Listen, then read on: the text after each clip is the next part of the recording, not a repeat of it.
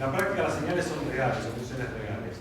Por motivos teóricos, conviene hacer la teoría o pensarla cuando las funciones son complejas en general, porque no hay ninguna dificultad adicional en empezar una señal compleja, pero en la práctica después las señales van a ser funciones reales. Entonces nos va a interesar especializar en el caso real. Entonces, cuando tenemos una señal, uno se acuerda lo que el tema que discutimos bastante en la clase pasada, la hipótesis de por qué pedimos que sea periódica de algún periodo L. En realidad lo que está queriendo decir eso es que yo tengo una señal que me fue transmitida durante un cierto intervalo de tiempo. L es la longitud del tiempo que yo recibí la señal. Entonces, como la aproximación que yo voy a tener después va a ser que va a construir una función definida para toda la recta, lo que va a estar haciendo esa aproximación es esa señal que yo la recibí en un periodo de longitud L, la va a replicar, me va a dar una función que es L periódica. Lo que yo estoy intentando en realidad es aproximar o codificar esa señal que tiene longitud L. Entonces uno piensa acá que es L periódica, por eso está definida para todo tiempo R. Pero en la práctica uno recibe una señal de grabación un tiempo con un periodo acotado de tiempo. Ese es L. Y después dice, bueno, supongo que era periódica para atrás y para adelante. Entonces yo produzco mi serie de Fourier. ¿Cómo produzco mi serie de Fourier? Bueno, construyo sus coeficientes de Fourier. ¿Cómo son los coeficientes de Fourier? Son estos, donde quienes, el grupo que está acá, es las frecuencias, ya lo discutimos la clase pasada, son las frecuencias que resultan admisibles a haber tenido una señal de longitud L. Si tengo una señal de longitud L y yo quiero reproducir una señal también de longitud L, del periodo L, no cualquier frecuencia es compatible con esa señal. Entonces las frecuencias que resultan compatibles son los múltiplos enteros de 2pi sobre L. Entonces esas son las únicas frecuencias que van a resultar compatibles con la longitud de la señal que se está trabajando. ¿Estamos hasta acá? Entonces para cada una de estas frecuencias, uno pone una medida acá, hace el cálculo de esta integral, el que divide por 1 sobre L, y ese le da el coeficiente C. ¿Está bien? Bueno, una vez que uno tiene todos los coeficientes, definimos la serie de Fourier a esta expresión. Por ahora, mantengo este simbolito, así, porque justamente mucho de lo que vamos a estudiar en la clase de hoy es cuando esto lo puedo cambiar por un igual. ¿Sí? Es lo que uno quiere. Uno quiere que acá haya un igual. En principio no es trivial que acá uno vaya a tener. Eso es parte de lo que tenemos que ver. Pero en principio, una función f, uno le asigna esta serie. En principio, cuando uno tiene una serie, eso es algo que ustedes creo que han discutido, no sé con cuánta profundidad que tanto han visto, pero se han discutido en análisis avanzado y en el CBC también. Cuando ustedes suman infinitos números, pueden pasar cosas muy desagradables. ¿Sí? Y cosas agradables también. Entonces, ¿qué es lo que uno quiere? Uno quiere, cuando uno tiene una serie numérica, esto, cada vez que yo evalúo en un t, eso me da unos numeritos, y yo sumo infinitos numeritos, puede pasar que converjan esa serie y que me dé un resultado numérico, o puede pasar que esa serie diverja, que no dé ningún resultado numérico. ¿Se entiende eso? ¿Me van siguiendo? Y cuando una serie converge, no sé si recuerdan esto, pero es un poco más sutil, deberían recordarlo, es una serie numérica que converge, puede converger absolutamente o puede converger condicionalmente. ¿Se acuerdan de eso? ¿Sí o no? Absolutamente es cuando los módulos convergen. Condicionalmente es cuando converge así. Y hay, por ejemplo, ejemplos de eso es, si ustedes miran esta serie,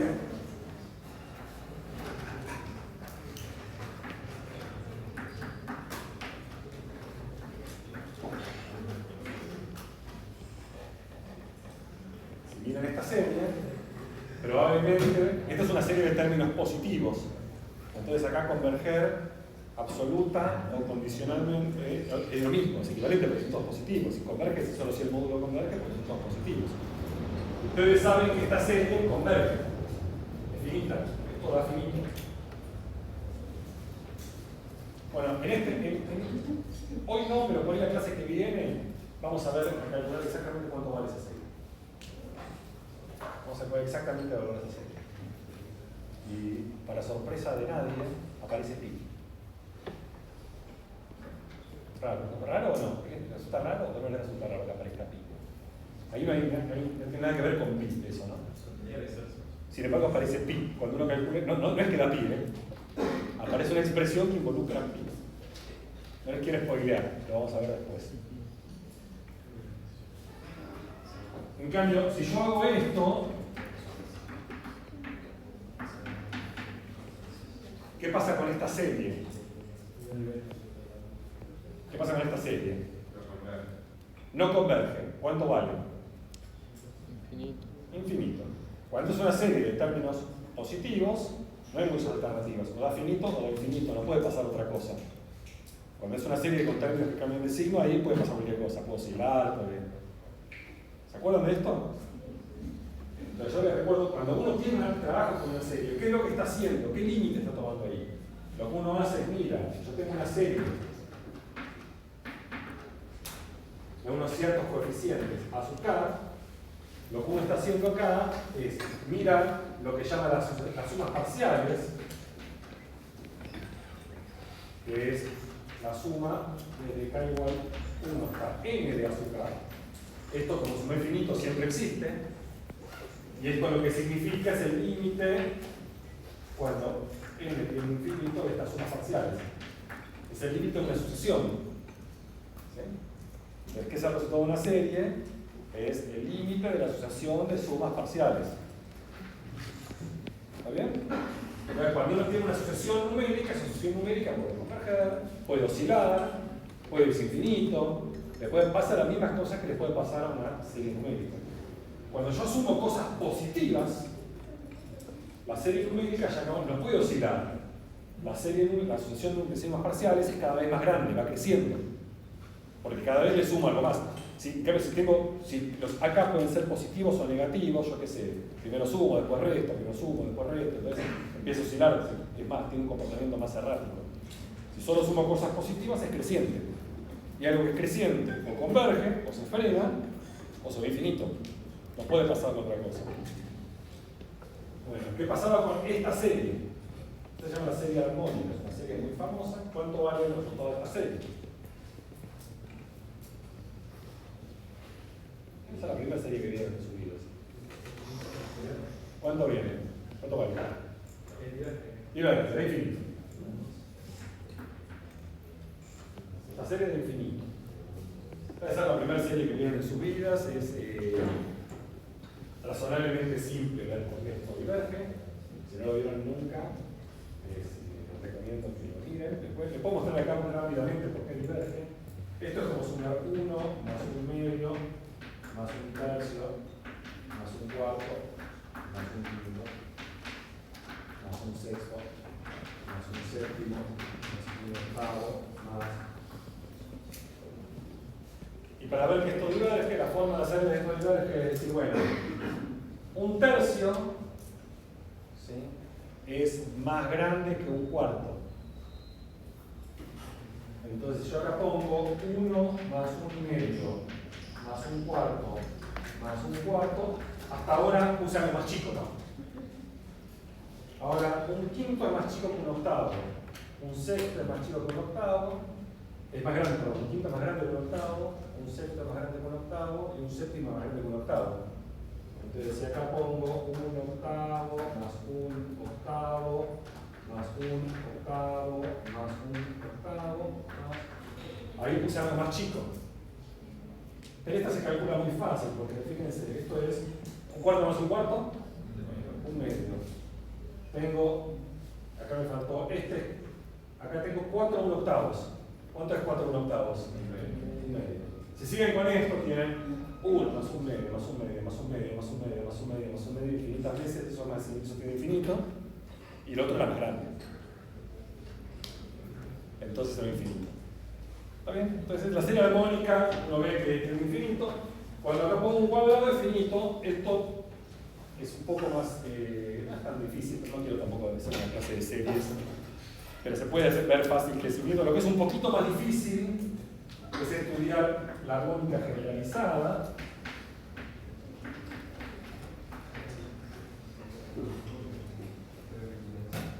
Esa se llama la serie armónica generalizada, la serie P armónica, y estudiar para qué valores de P eso converge. ¿Saben esa? ¿Para qué valores de P esa suma es finita? Si P es más grande que 1 es finita, y si P es menor o igual que 1 es infinita. ¿Sí?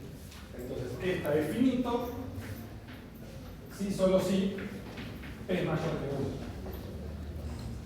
Para P igual 2 es una cuenta que no es tan difícil, es algebraica, se puede hacer fácil. Si solo sé que con 2 es finito, con el P más grande que 2 es más chica, es finito. Lo difícil es para P entre 0 y 1, P entre 1 y 2. P entre 1 y 2 es el caso difícil. Eso no vamos a... En cambio, fíjense qué pasa si ahora meto una serie que cambia de signo.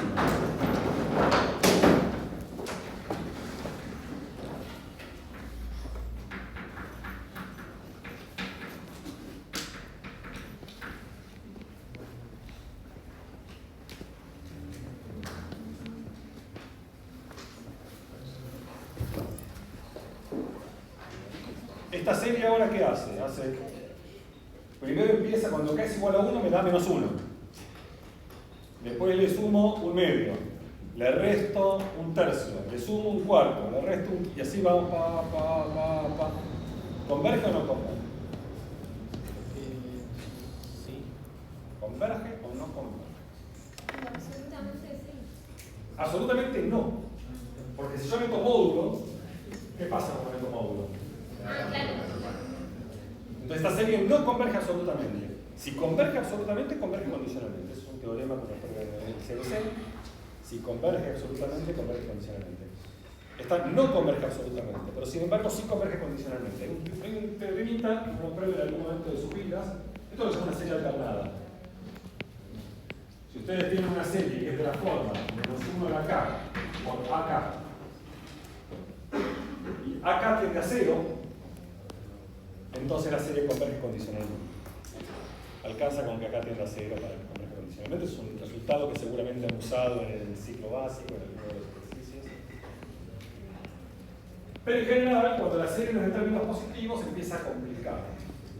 Entonces imaginemos qué pasa acá. Acá pongo t, evalúo un t. Esto me da un número complejo.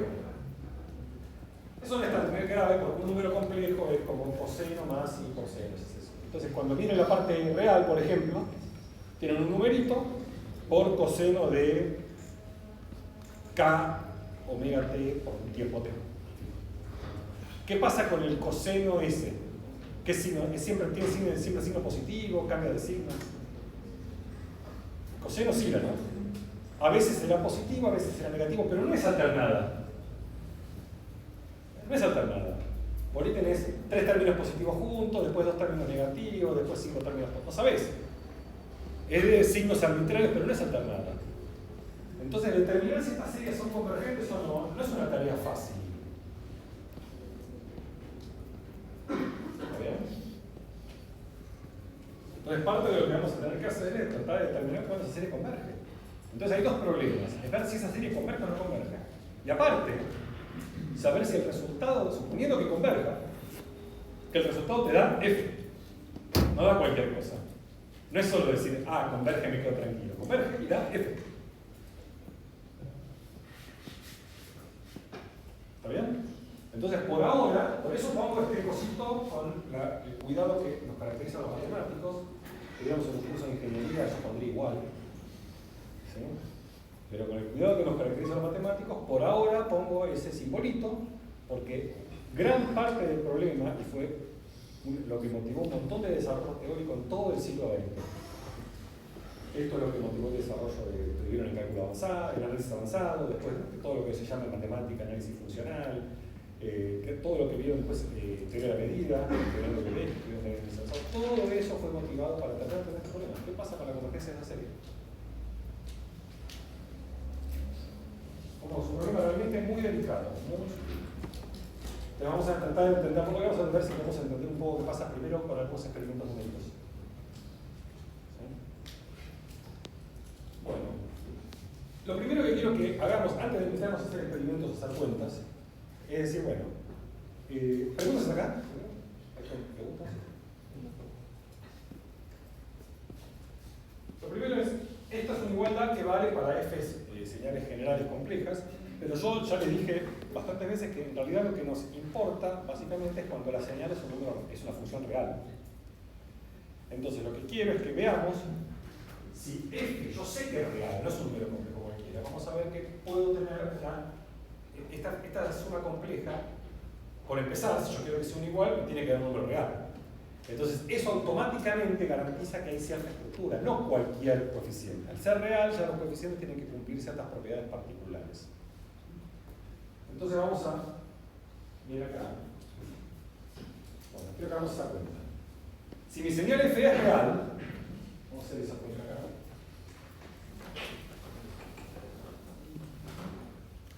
Yo tengo f de t pertenece a R. Si mi señal es real, los coeficientes, recordamos que CK es 1 sobre n, o la integral entre C y L, de f de t por e a la menos por 2k dividido L t diferencial. Este es CK.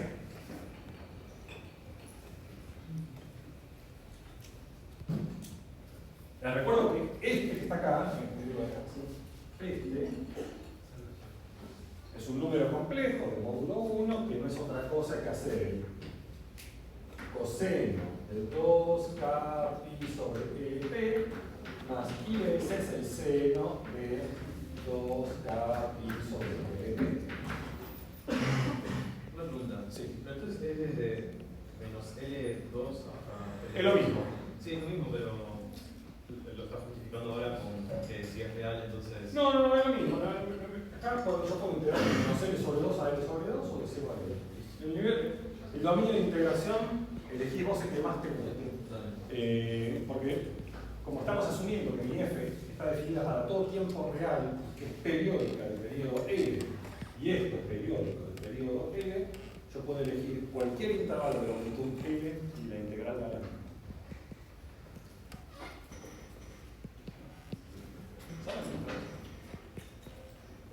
¿Saben ustedes? Que si tiene una función periódica del periodo P, la integral sobre cualquier intervalo de longitud P da lo mismo. Acá ustedes tienen la función f, pónganse la función h de periodo P. Entonces agarran la integral entre x y x más p de h de t de t. A esta función la llaman h de x. Y lo que van a probar es que esa función h es constante. Si pruebo que esa función es constante, quiere decir que no importa sobre qué intervalo de longitud p yo integre, porque está claro que así todos los intervalos que existen de longitud p son estos. Entonces, si pruebo que esta h es constante, terminó. ¿Cómo prueban que una función es constante? La derivada de cero. Deriva, usar el teorema fundamental de cálculo, termina. ¿Está bien? Eso es fácil de probar. Cualquier intervalo de longitud p, de longitud periodo de la función que ustedes integren, va a dar lo mismo. Entonces yo acá puedo elegir 0L, puedo elegir menos L sobre 2, L sobre 2. Y esa elección tiene que ver un poco de cómo le resulte más cómodo hacer las cuentas. Bueno, ahora, ¿cómo veo esa relación que está ahí? Entonces, lo que observo es, ¿qué pasa si yo a esto lo conjugo? Si yo hago el CK y conjugo este número complejo, esto va a ser el conjugado de todo esto, ¿no? 1 sobre L, la integral de 0 a L, de f de t, e a la menos i, 2k i sobre lt, todo conjugado.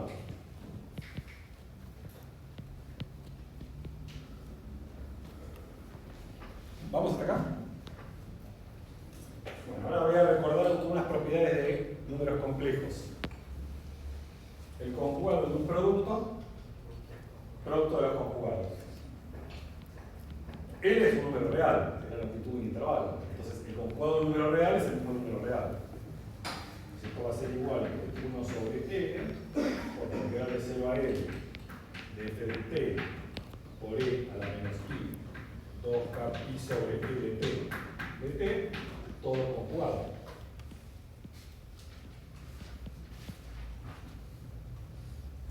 Bueno, es muy fácil ver que si ustedes, el conjugado del integral es la integral del conjugado. Eso es porque piensan un poco qué es la integral, que es una suma de rima y pasar al límite. El conjugado de una suma es la suma de los conjugados, entonces meten el conjugado dentro de la suma y es lo mismo que haber metido el conjugado dentro del integral. Entonces esto es lo mismo que hacer 1 sobre L por la integral de 0 a L de f de t por E a la menos I 2k pi sobre Lt conjugado de t. Conjugar integral conmutan como Dios manda.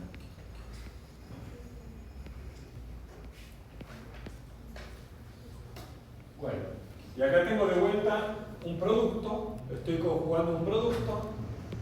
¿Qué pasa con el conjugado de producto? Es el producto de los conjugados. Entonces acá voy a tener que todo eso es igual a 1 sobre L, o la integral de 0 a L, de f de t conjugado por E a la menos I 2k pi sobre Lt conjugado de t.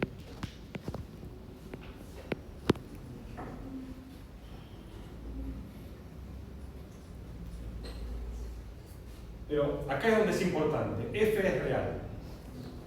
Si F es real, ¿cuánto es F conjugado? Es F. Entonces, este es F de t porque está en R. Y esta es una cuenta que vimos la vez pasada. ¿Se acuerdan cuánto es el conjugado de E a la menos I? E a la I. Esta que está en esta cuenta que hicimos la clase pasada.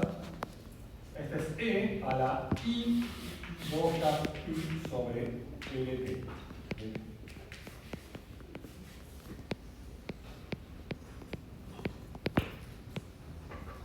¿Está bien?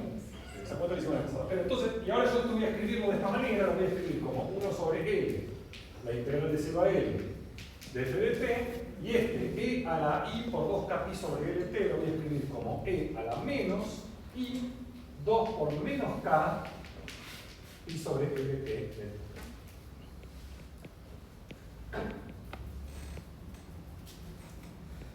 ¿Y por qué la escribí así? Porque si miramos la definición de C sub k, ahora enseguida nos damos cuenta que esto es exactamente C sub menos k.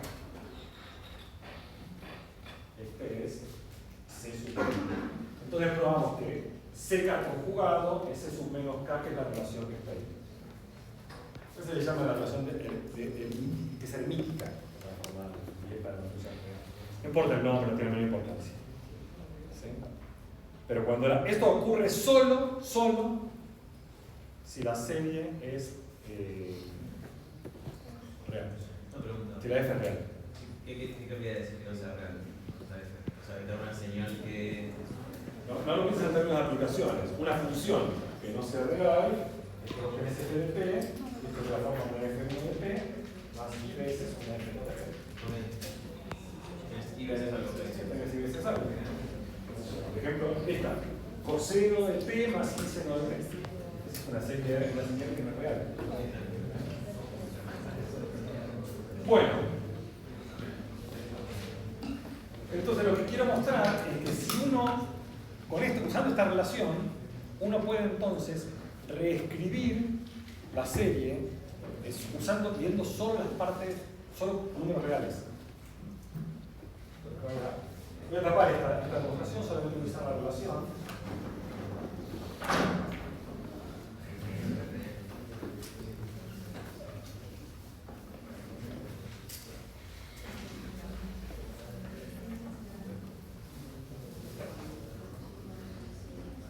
Entonces, fijémonos esto. Si yo tengo mi suma ahora en serie. Tengo la suma para acá en Z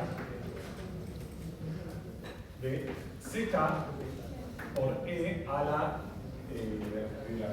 forma que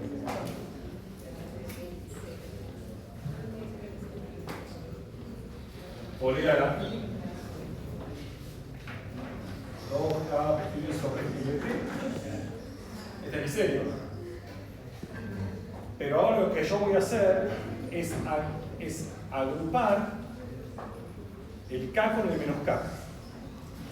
Entonces voy a reordeno esta serie para que esto me quede la suma de CK por E a la I 2K pi sobre LT más C menos K por E a la I 2 menos K pi sobre LT para los K mayores o iguales que 0. Mayores que 1 en realidad. A ver, tengo algunos infinito y tengo que aparte sumar el C0 por nada. Porque cuando K es 0, esto es 1. ¿Está bien? Cuando K es 0, eso es 1. El C0 es el único que no tiene un opuesto, ¿no? Tengo el C1 y el C-1, el C2, el C-2, el C3, el -3. El C0 está solito. Sería de K igual a -1. Igual a 1. Igual a 1 es infinito. Todos los enteros son los positivos más el 0 más los negativos. Entonces los voy agrupando así de a pares.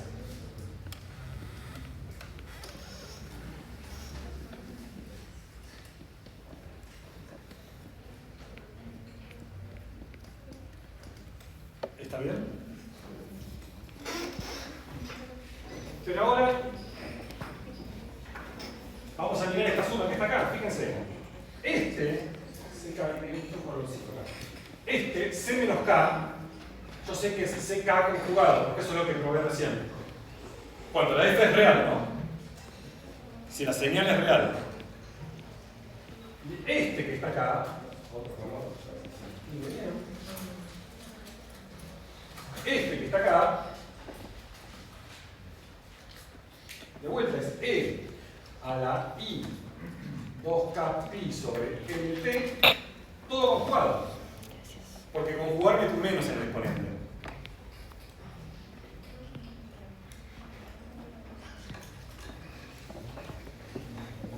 ¿Está bien?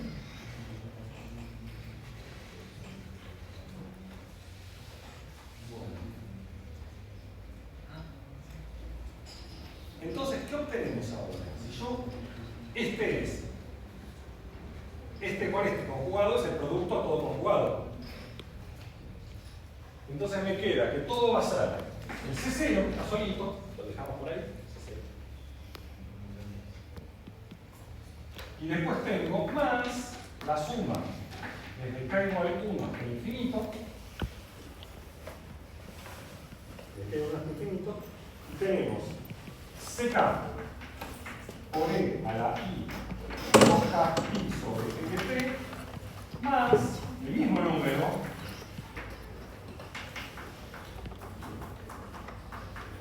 todo conjugado.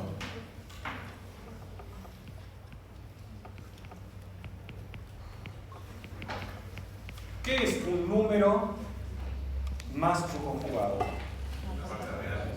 2 veces la parte real. Este no es otra cosa que 2 veces la parte real de CK por E a la I 2K pi sobre LT.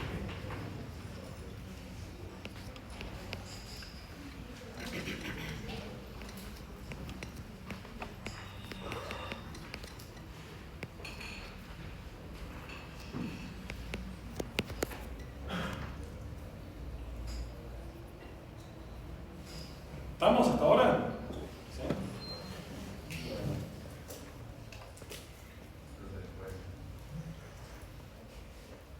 Entonces, ¿qué voy a hacer ahora? Voy a calcular esto. Voy a calcular esto. La parte real de ese número completo.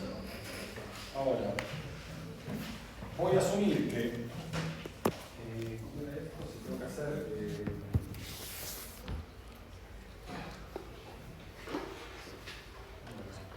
de K, vamos a pensar que es AK más I de K.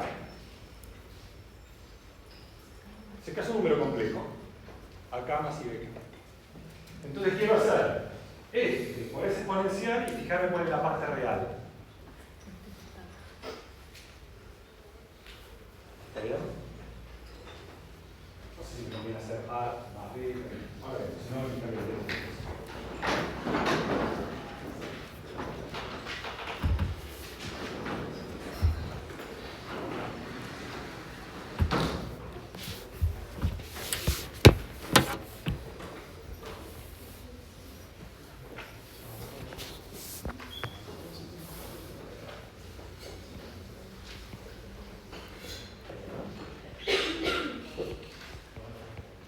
entonces tengo que hacer AK más I de K por la exponencial completa, que es el coseno 2kpi sobre LP, más I de S es el seno 2kpi sobre LP. Me importa solo la parte real, la parte imaginaria la puedo tirar, por eso voy a utilizar la parte real. ¿Cuál es la parte real? Es acá por coseno. Acá por el coseno de 2k pi sobre LP. Después tengo acá por I seno. Esa no me interesa porque tiene I. ¿Está bien? I de K por coseno. Esa no me interesa porque tiene I. Y después tengo I de, creo que me conviene acá, vamos a hacer acá poner un menos para que me dé bien después. Hago una transfogueada para que después del PK me quede bien, si no me voy a quedar sin el reloj. Y cuando multiplico este por este, I por I es menos 1, que por eso le cambié el menos para que quede un más, BK sobre el seno de 2K pi sobre LT. Y después sería más I veces por algo que si quieren lo calculan, pero no me interesa mucho. Quiero que estar todos seguro que todos más o menos me van siguiendo lo que estoy haciendo. Profe, Sí. yo acá me perdí un poquito con el propósito. Ahora, porque quiero llegar a la expresión, una expresión para la serie de Fourier de la función real que no involucre números complejos. Okay. Porque en la mayoría de las situaciones ustedes van a tener una f real, tienen que decir que es una serie de Fourier, y si pueden evitar pasar por los complejos, mejor. Quieren hacer el cálculo solo con números reales. Entonces, eso es lo que quiero mostrar. Quiero mostrar que si tu función es real, puedes tener una expresión de la serie de Fourier que solo involucra números reales. ¿Sí? De todas maneras, después cuando ustedes trabajen con la compu, les voy a decir que, salvo que implementen ustedes a mano el cálculo de la transformada de Fourier, que ahí van a hacer la real, van a usar ya la implementación hecha nativa en el Python o en Julia o en el lenguaje que a ustedes les guste, que es la función de FFT, y eso calcula complejos. Porque justamente el código es más eficiente cuando lo pensás con números complejos. Y después tenés que recuperar la parte de la serie real. Pero el código, cuando vos haces, pasa a los complejos a todo el mundo. Pero por eso es que lo digo complejo, porque después cuando estudiemos el FFT, se entiende si uno vio la serie de la transformada de Fourier en complejo. ¿Está bien? Pero lo que quiero mostrar es que usted tiene que hacer la cuenta que en la práctica tiene que hacer muchas cuentas de cálculo del coeficiente de Fourier. Bueno, muchas veces no hace falta pasar por el complejo, hacer directamente la serie real. Entonces, todo este objetivo es que si la f es real, vamos a tener una fórmula para la serie de Fourier que no involucra números complejos. ¿Sí? Entonces, si hacemos todo esto, ¿qué me quedó? Bueno, tengo que multiplicar esto por 2. ¿Sí? Entonces, si voy a multiplicar esto por 2, también tengo que hacer una pequeña cuenta, y en realidad vamos a venir acá que vamos a agregar así, porque después quiero que me quede lindo los acá y de acá, que no me quede bien. Vamos a poner acá un sobre 2 y acá un sobre 2. Solo para que cuando multiplique por 2 se me vaya. Eso es cosmético. No hacia el fondo, es cosmético. Entonces, acá ponemos un sobre 2, y acá un sobre 2, sobre 2. Es solo para que me quede acá el recálculo. Si no, por eso puse el menos sobre 2. Todo eso es cosmética para que quede lindo. Bueno, entonces, ¿qué obtuvimos? Obtuve que entonces la serie para K en Z de CK por E a la I por 2K I sobre LP termina siendo lo mismo que C0 más esa suma. Pero la parte real es esta primera parte que está acá. Puse el sobre 2 para que cuando multiplique por 2 se me vaya todo. Y me queda la suma de K igual 1 hasta el infinito. De acá, coseno 2K pi sobre LP más BK por el seno de 2K pi sobre LP.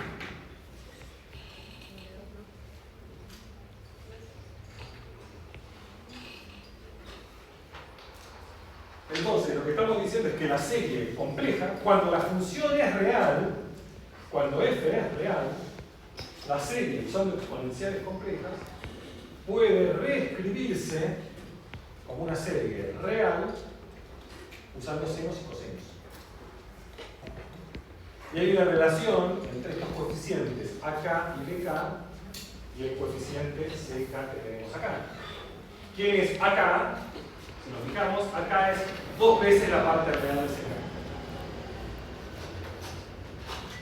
¿Y quién es BK? Es 2 veces la parte menos 2 veces la parte imaginaria de CK. Bueno, y si no tengo mal, esto es lo que obtengo acá.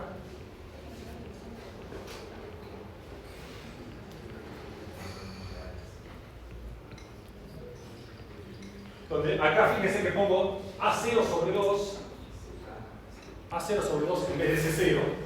Bueno, digo que A0 es 2C0 para mantener esta analogía. Si el acá es 2 veces la parte real de CK, quiero que también valga para acá igual a 0. Entonces se suele poner acá en vez de este numerito, uno pone que esto es A sub 0 sobre 2. Sobre 2 es para mantener la analogía de las relaciones. C0, por otro lado, acá veo la cuantita, C0 es la integral 1 sobre M, la integral entre 0 y N, f de t, por E a la menos I por 2 por 0 por pi sobre E de t, pero este es 1. Porque E a la 0 es 1. Entonces, C0 es la integral de f. O sea, ya es real. C0 siempre, si la f era real, C0 es real, no es un número completo. Entonces acá poner 2 veces C0 o poner 2 veces la parte real de C0 es lo mismo. Entonces se seca y se pone acá la 0 sobre 2 para que la fórmula esta fórmula aplique también cuando k es igual a 0.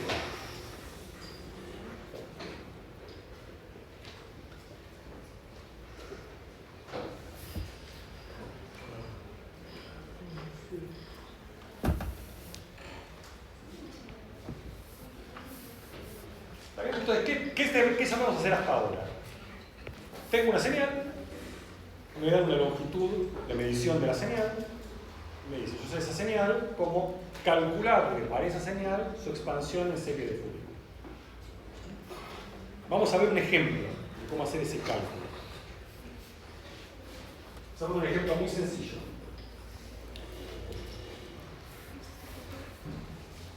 Ahí vamos a achicar para que se vea qué función. Justo no aparece la función que quiero calcular.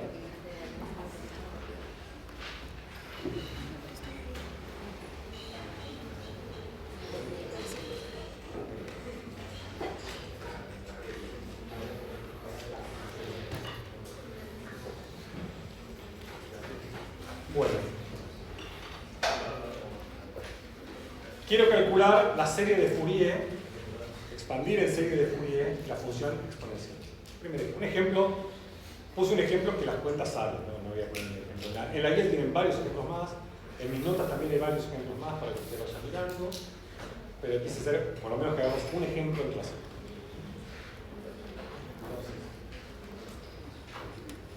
Si ustedes revisan este ejercicio, ¿qué es lo primero que responden?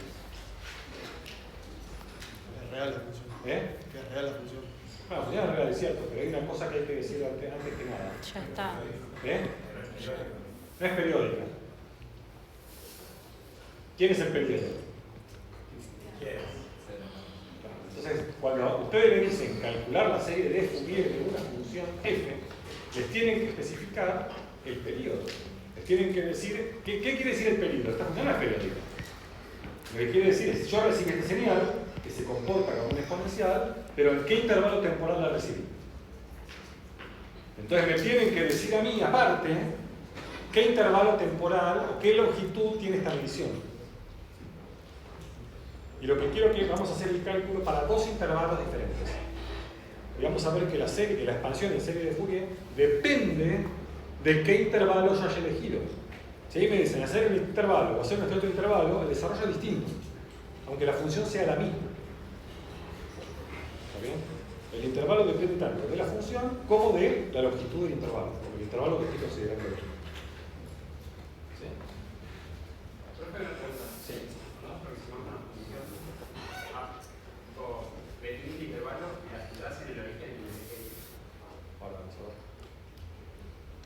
No sé si entendí tu pregunta bien, pero...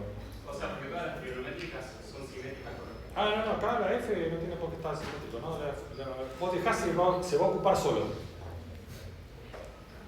Se va a ocupar solo. Una consulta.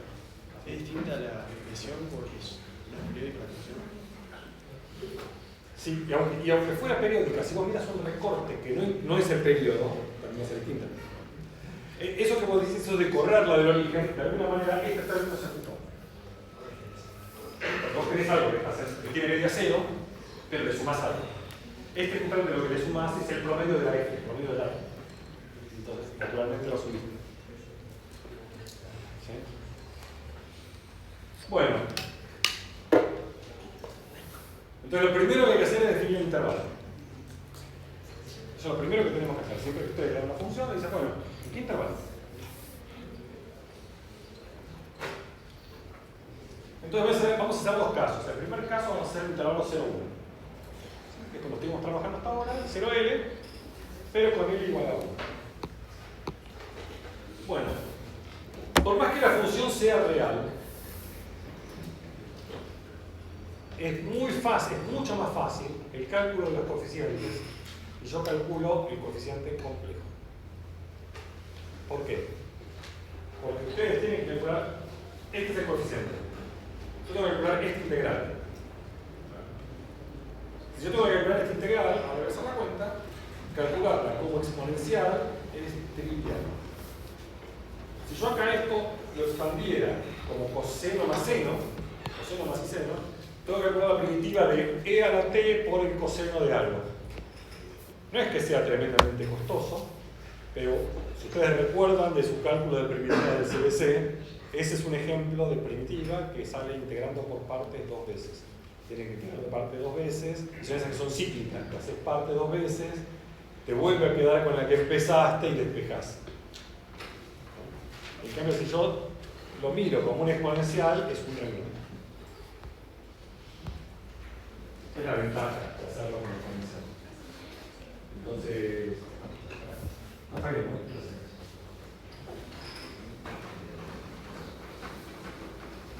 Hagamos la cuenta y vemos a qué llegamos.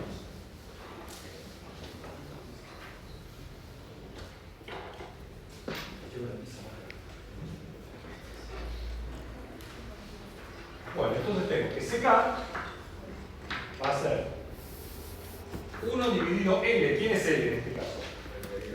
El periodo es 1. La integral de 0 a 1 de e a la t, la función que tengo, por e a la menos i 2k pi sobre 1 de t.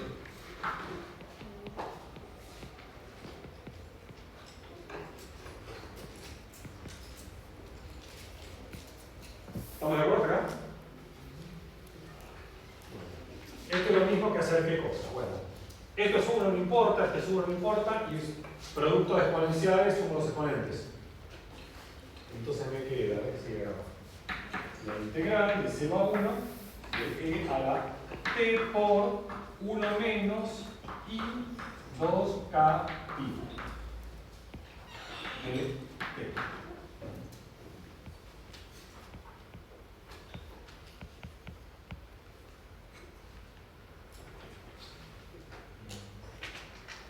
¿Vamos? Bueno, la primitiva de una exponencial es muy fácil, ¿no? Tiene que ver la primitiva de e a la alfa t. ¿Cómo es la primitiva de esta función? E a la alfa t sobre alfa. Acá, ¿quién es alfa? 1 menos Este número complejo. Esta regla vale aunque sean complejos, no tiene por qué ser reales. La regla de primitivas natural siempre. Por eso acá es inmediato es un renglón, no tengo que aceptar directamente. Entonces esto va a ser e a la t por 1 menos i 2k pi dividido 1 menos i 2k pi entre 0 y 1.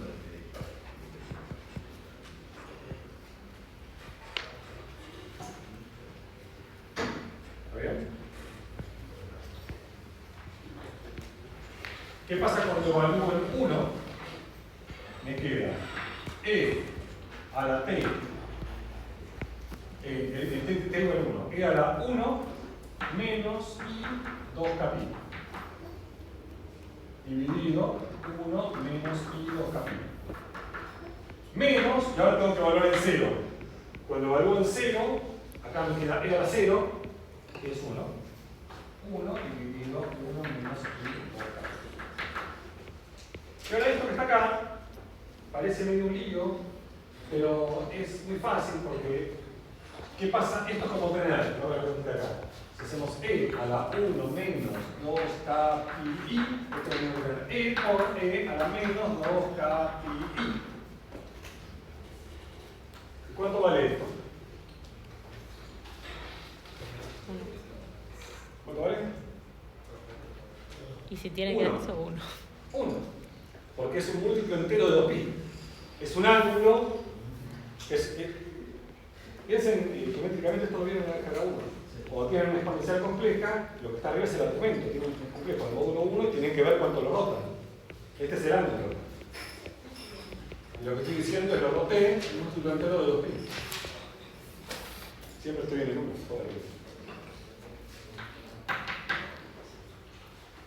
Entonces todo me quedó finalmente como e menos 1 dividido i por i menos 1 por menos i por 2k.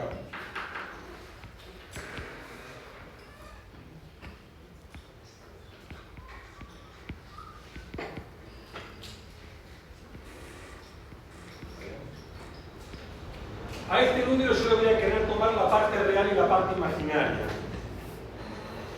Entonces no me gusta que esté acá dividiendo esto. ¿Se acuerdan cómo se hace? Se multiplica y divide por el conjugado. ¿Se acuerdan de la 1? Se multiplica y divide por el conjugado. Entonces yo multiplico por 1 más 2k pi i y divido por 1 más 2k pi i. ¿Cuánto da un número complejo más por su conjugado? El módulo al cuadrado. Entonces esto me quedó e menos 1 por 1 más 2k pi i dividido el módulo al cuadrado. ¿Cuánto es el cuadrado? Es 1 más 4k cuadrado al cuadrado.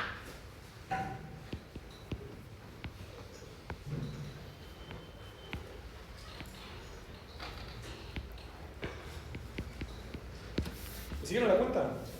¿Por qué hiciste lo del conjugado? Porque quiero calcular la parte real y la parte imaginaria. ¿Está bien? Porque lo quiero escribir ahora como una... lo que tengo acá. La forma real, ¿no? Porque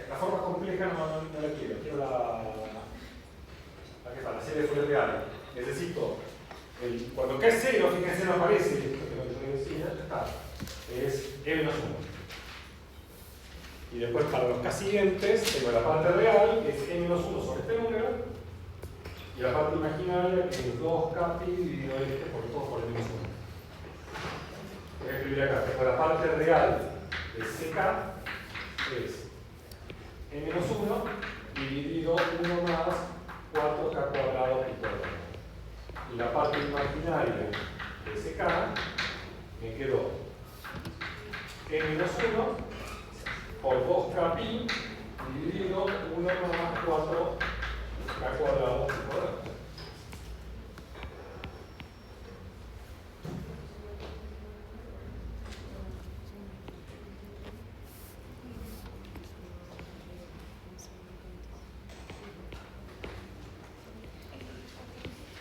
¿Cómo van con estas cuentas? ¿Me van siguiendo? ¿Van a poder hacerlas solos después? Es lo que van a tener que hacer, entonces, ¿no? Van a tener que hacer estas cuentas solos.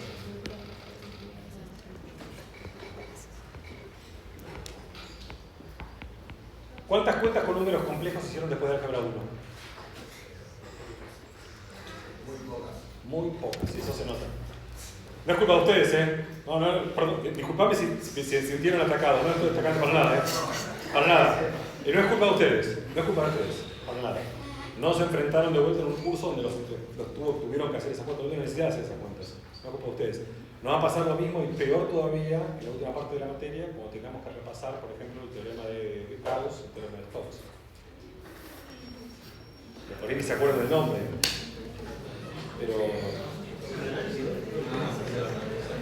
Sí, claro. Pero bueno, es normal.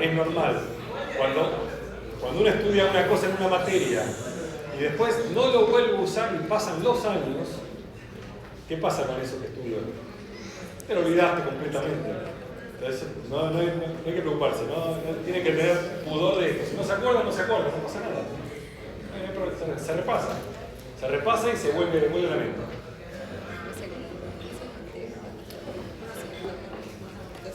Entonces, ahí tengo la relación entre SK, el AK era 2 veces la parte real, el AK es 2 veces la parte real, y el BK es menos 2 veces la parte imaginaria.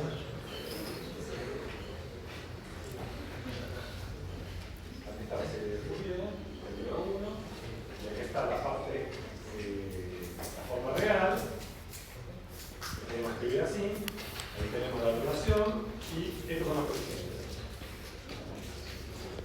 Creo que tengo mal el signo ahí de BK, es menos eso. Corríjanlo en la transparencia en el slide, corríjanlo ustedes, yo después si lo que acuerdo de corregirlo. Acá no es esto, porque no es 2 veces la parte imaginaria, es menos 2 veces la parte imaginaria. ¿Sí? De acuerdo que cuando lo había escrito así, lo puse en el código así y la aproximación era cualquier cosa. Y dije, ¿por qué da cualquier cosa la aproximación? Ahí me di cuenta, tengo que poner el signo del BK, lo corregí en el código, ahí me aproximó bien, pero me olvidé de corregirlo acá en el slide. ¿Cómo es la corrección? Menos, hay que poner con menos. Porque es menos 2 veces la parte imaginaria. Es menos 2 veces la parte imaginaria.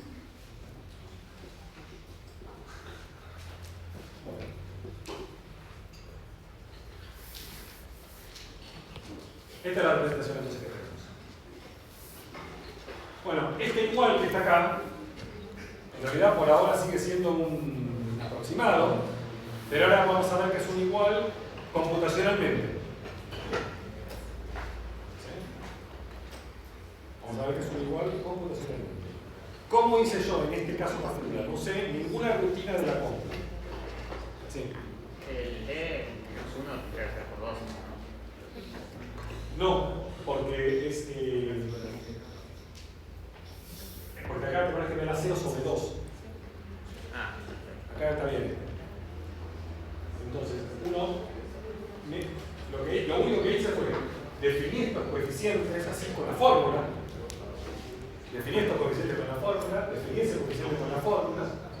Y en las aproximaciones me dije, bueno, primero tomá cuando k es igual a 1. Y plotear la exponencial contra lo que te da si tomaste solo k igual a 1. Ahora toma k igual a 2, toma k igual a 3, toma k igual a 4 y creo que seguimos hasta donde y andar ploteando y vamos a ver ahora, por lo menos en este experimento, computacionalmente, que recupero f.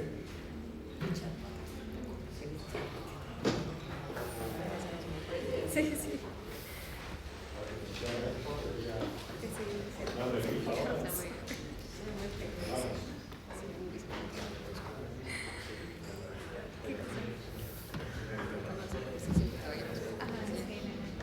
Ahí vamos viendo qué pasa a medida que n aumenta.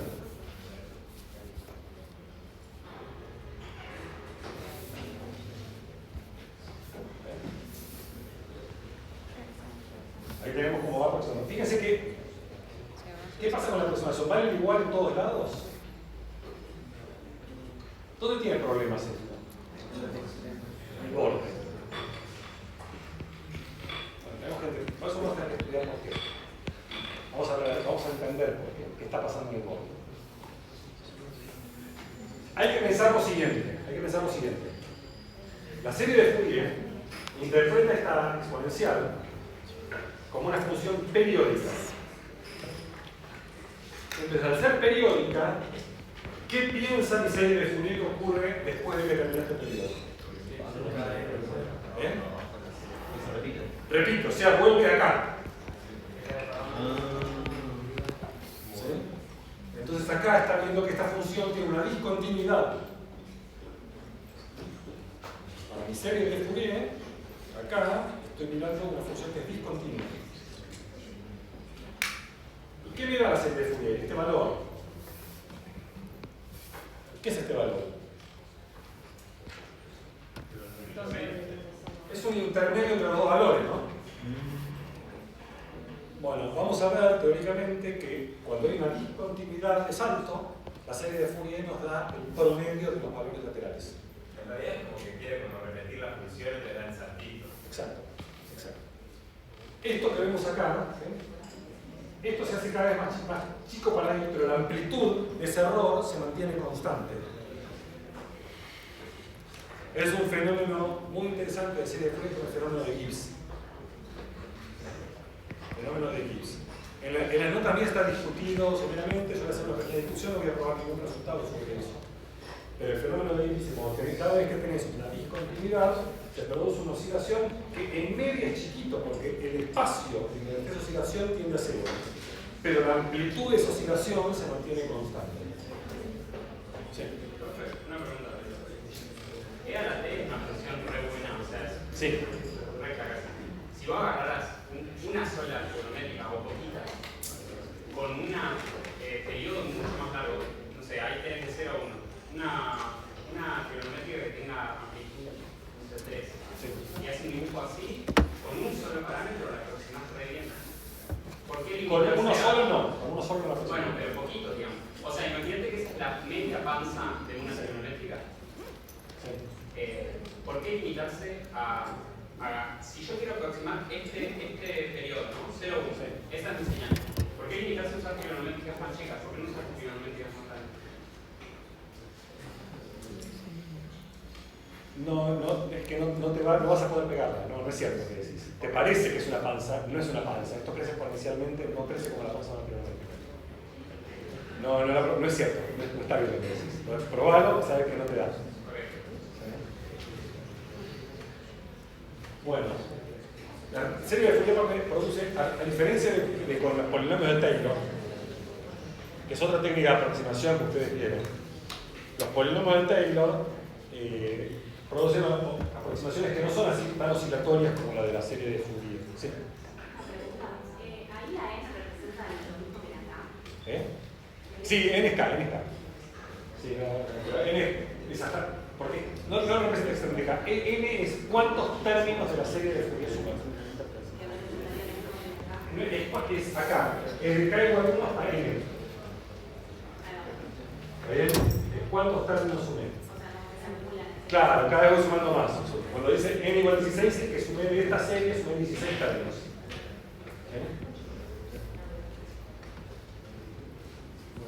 El polinomio de Taylor produce aproximaciones que son un poquito menos oscilantes. Yo ya les voy a decir ella. Pero lo que produce la serie de Fourier es que con muy pocos términos sumando, tengo una aproximación global de la función. El polinomio de Taylor produce una aproximación local. Yo me pongo en un puntito, y cerca de ese punto es muy buena, apenas me alejo, la aproximación degenera muy rápido. ¿sí? Entonces yo para poder llegar a un intervalo grande tengo que tomar muchos términos, muchos más términos del término. Acá con unos pocos, fíjense, acá ya tiene una aproximación excelente, al menos del 2%, tiene una aproximación buenísima. Con 5 o 6 términos de Fourier tengo una aproximación bastante digna y global de la función. Esa es la potencia de la aproximación de Fourier. Y necesito aparte muy poca información de la función. Solamente necesito saber integrarla. Entonces, yo tengo sampleada mi señal, tenía que señal me la samplean, me dicen, vale esto en estos puntitos, solo con ese sampleo yo puedo calcular la integral. Entonces, con pocos términos consigo una aproximación global razonable de mi función y necesito solamente los valores de sampleo. Si yo quisiera hacer Taylor, necesito saber la derivada segunda, derivada tercera, derivada cuarta, en un puntito. Entonces necesitaría, para poder aproximar esas derivadas, un sampleo muy finito cerca de ese punto para conseguir solo una buena aproximación local y no una aproximación global. Entonces, este es el poder de Fourier. Que en general ustedes cuando reciben cualquier señal lo que van a recibir es un sampleo frecuente de datos. Con esos datos, ¿qué es fácil hacer con las funciones? Mucho más, es más fácil integrar que derivar. Entonces yo la puedo integrar fácil la función y con eso calculo mi aproximación. Sí, vos habías dicho que había algunas que podías llegar a igualar. Yo no veo en el límite. En el límite. En el límite. Okay, nunca es una fija, salvo que la señal original sea una figura de solución. El límite en todos lados, salvo en el... Ahora vamos a ver. ¿Cuándo puedo garantizar convergencia? Acá en este caso, lo que vamos a ver es que si yo quiero convergencia, vamos a estudiar 3 tipos de convergencia. Ustedes vieron seguramente 2 nociones de convergencia, que es puntual y uniforme. Entonces vamos a ver. Claramente acá vemos que en este punto no converge puntualmente. Acá sí. Ahí sí converge puntualmente. Se acerca muy bien. Entonces, ¿por qué en algunos puntos sí converge puntualmente y en otros puntos no converge puntualmente? Entonces vamos a estudiar cuándo, qué condiciones necesito para garantizar la convergencia puntual de la serie de Fourier. Acá no tengo convergencia uniforme. ¿Se acuerdan? Convergencia uniforme quiere decir que yo hago una bandita del gráfico y toda la aproximación se tiene que meter dentro de la bandita. Acá me escapo de la bandita, pero por ejemplo, si yo voy de acá para acá, en este cacho sí es uniforme. Entonces vamos a estudiar condiciones que me garanticen cuando la serie de Fourier converge uniformemente. Y en los casos estos más generales, que tienen lugar en donde no hay convergencia puntual y no hay convergencia uniforme, vamos a ver que sí hay convergencia si uno está dispuesto a considerar nociones un poco más débiles de convergencia, que son nociones más que tienen que ver con lo que vieron en estadística o en probabilidad, que son convergencia en media. Convergencia en media, que se llama media cuadrática. Yo miro el error cuadrático medio de la aproximación a la función objetivo, ese error cuadrático medio sí tiende a cero. Porque si bien acá tengo una oscilación, el área donde se produce la oscilación es cada vez más chiquita. Entonces, en media desaparece. Si tenía varias preguntas, por acá una. No, era. Ahí. Igual esta, no sé, mantener ese estándar es bastante mal para hacer construcción, ¿no? Es bastante bueno. ¿En serio?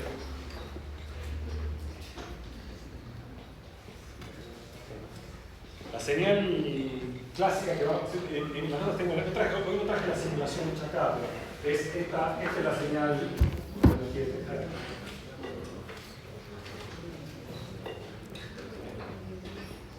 que es un impulso, prendés, apagás, prendés, apagás, prendés, apagás. Ahí no puede ser Taylor directamente, Taylor está descartado. Donde tiene derivada la derivada es cero, todas las derivadas son cero, constante de fuerza. Es imposible aproximar a Taylor. Esta con Fourier aproxima muy bien. Obviamente en cada discontinuidad tenés algún fenómeno como el que estamos observando acá. Pero en los lugares donde ocurre esa discontinuidad tienen área muy chiquitita. Sí. La clase pasada habías dicho que para que no te pase eso vas a dar más porque... Depende de lo que quieras. Acá lo que se ve es que vas a tener convergencia uniforme si te metes un poquito para dentro del intervalo. En el epsilon 1 menos epsilon tenés convergencia uniforme. Toda la parte mala de la convergencia se va en un entorno de la discontinuidad. Porque como están pegados 0 y 1 por la periodicidad, ahí es donde hay una discontinuidad. Si te alejas de esa discontinuidad, la convergencia no es periódica. Entonces, siempre que estés en un intervalo abierto. No, si tu función fuera periódica, si tu función se pega, porque terminar igual que no empieza, se pega bien y es igual. Sí. ¿A qué te referías con discontinuidad? Acá, es que para que sea, como la función está pensada como una función periódica, ¿qué quiere decir periódica? Que acá, si vos miras de 1 a 2, vuelve a arrancar como estaba. Entonces, viniendo de este lado, termina en 1. Entonces acá hay una discontinuidad de salto. Pero te dijiste que tiene que ser discontinua para que se porte mal. Y si es continua, pero no bien. No, bueno, nos vamos a estar metiendo ahora, damos un poquito de tiempo y vamos a ver las condiciones. Pero con continuidad solo no alcanza, es un problema abierto importante realmente del siglo XX. Entender cuándo, el problema de la convergencia puntual de la serie de Fourier, qué tan grande puede ser el conjunto donde la serie de Fourier no converge en una función continua, y además, toda la teoría de cardinalidad que viene ustedes de Cantor la desarrolla para tratar de entender qué tan grande puede ser el conjunto de no convergencia en una serie de Fourier. ¿Sí? Un problema muy importante de primera mitad del siglo XX. Bueno, ¿qué pasa si hacemos lo mismo, pero ahora miramos a la función de la aproximada no en el 0,1, sino en el menos 1? Entonces no voy a hacer las cuentas, estas cuentas las pueden hacer ustedes. Yo acá pueden usar esto como guía para saber si están haciendo las cuentas bien o no. Acá están, yo me lo tiene tiempo, si no se me va a ir todo el tiempo acá. Bueno, ahora el coeficiente, mi intervalo ahora es el menos 1, 1. Estoy suponiendo que mi función va a ser periódica del periodo 2 ahora. Pero fíjense que no integro entre 0 y 2, porque si integro e a la t entre 0 y 2 es otra función. Ahora yo quiero entre menos 1 y 1 y ese cacho replicarlo, que no es lo mismo que agarrar el 0,2 y replicar el 0,2. Son dos funciones de periodo 2 diferentes. Entonces acá me conviene usar como intervalo de integración el menos 1, 1. Y el 1 medio es porque el periodo tiene 2. Este es 1 sobre L. Bueno, hacen la cuenta. No voy a hacer la cuenta, es igual a lo que acabo de hacer. Es exactamente igual a lo que acabo de hacer. La diferencia es que les queda este término alternado. ¿Por qué queda el término alternado? Porque ven que ahora el exponencial, como es, en general es E a la 2k pi sobre L. Cuando yo L era 1, me quedaba E a la 2k pi. Ahora como acá el L es 2, me queda E a la k pi. Y cuando miramos acá esto es 1. Esto es 1 porque era 2k pi. Si en vez de 2k pi es k pi, cuando es k pi, los ángulos son 0, 180, 0, 180. Entonces es 1 menos 1, 1 menos 1, y de dónde sale este menos 1 de acá. Ese menos 1 de acá viene de que cuando hacen la cuenta, la línea cuantitativa que se hizo acá, en vez de quedarle e a la menos 2k pi i, les aparece un e a la menos k pi i.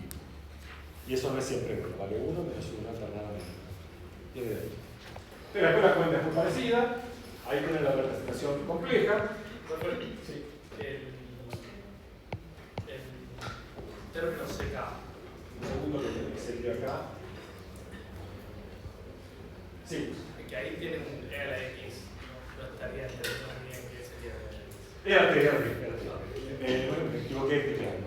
Espérate.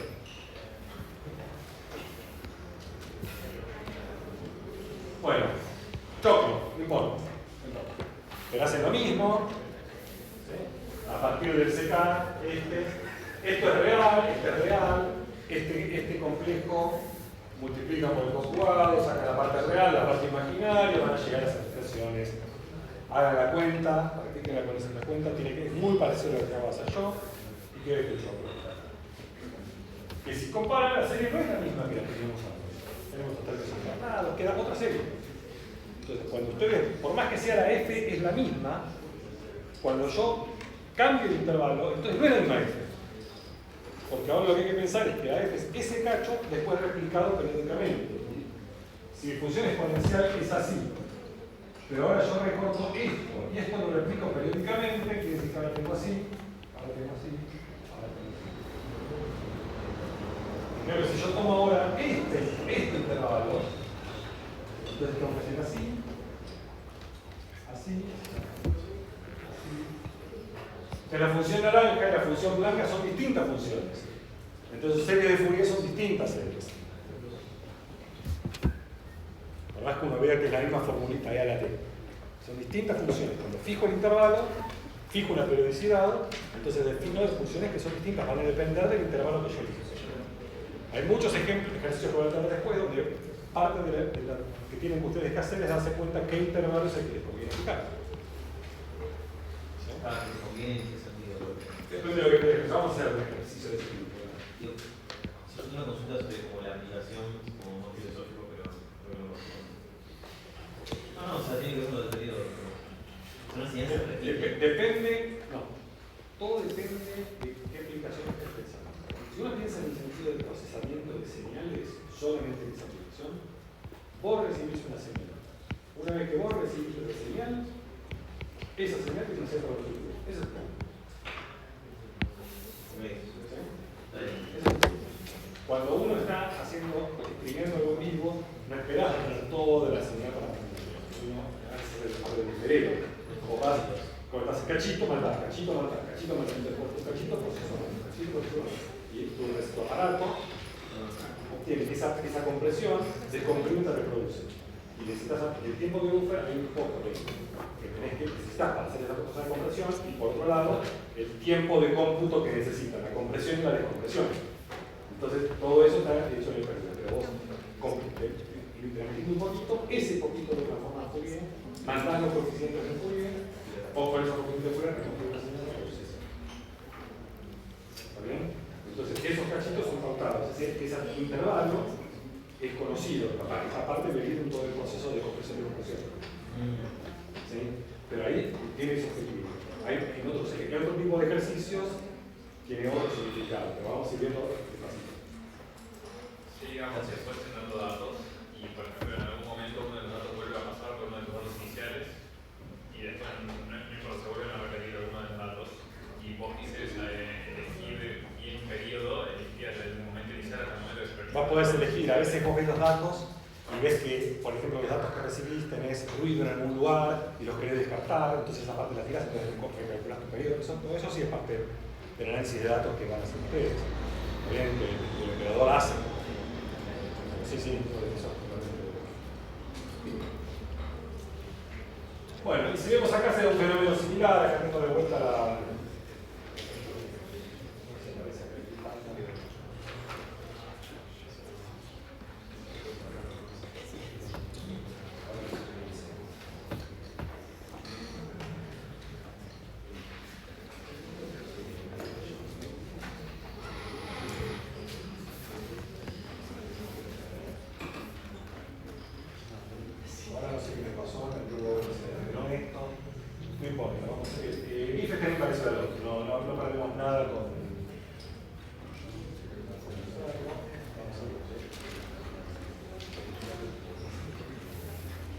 Bueno, vamos a empezar a estudiar ahora cuestiones un poco más matemáticas.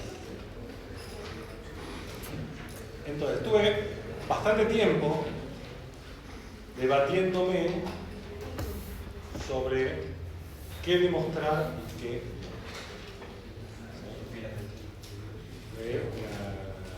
Un debate interno. Ustedes no saben el esfuerzo que hago yo para no demostrar cosas.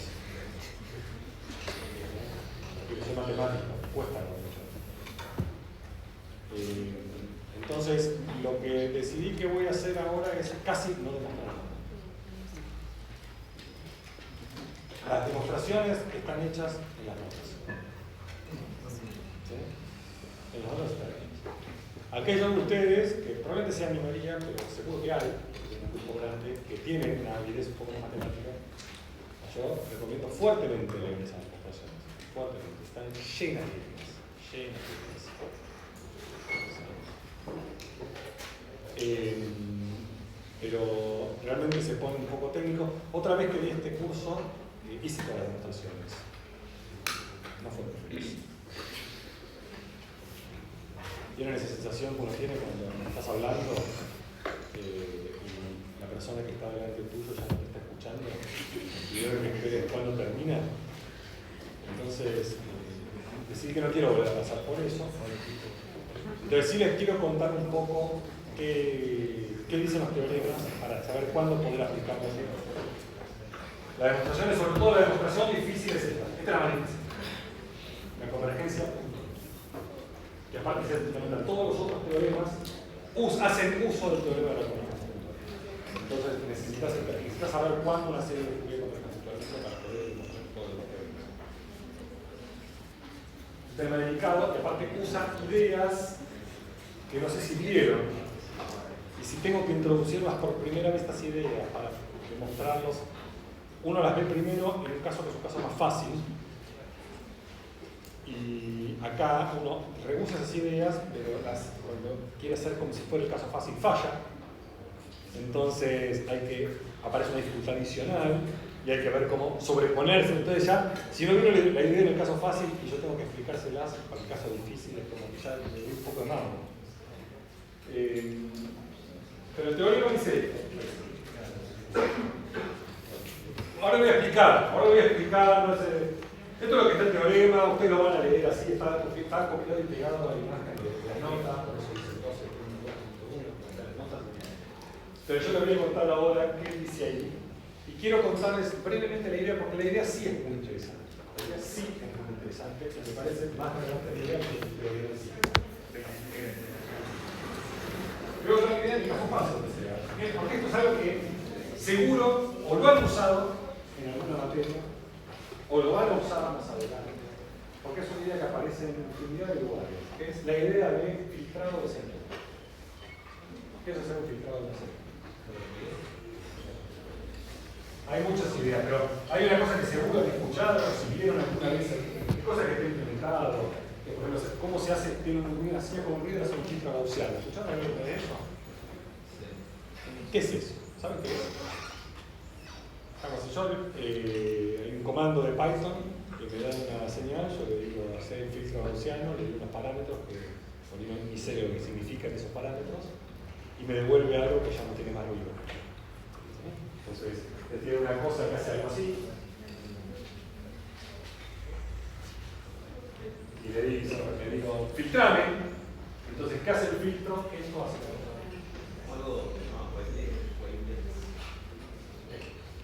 Y les devuelve esto. O sea, les da más o menos cómo viene toda su señal, pero todas esas oscilaciones las tira al carajo. ¿Qué hace eso? ¿Qué es hacer eso? ¿Cómo la suaviza? ¿Cómo hace? ¿Qué cuenta hace? No, deriva. Esa porquería que tenemos ahí es una cosa horrible. Es una serie de Fourier. No hace serie de Fourier.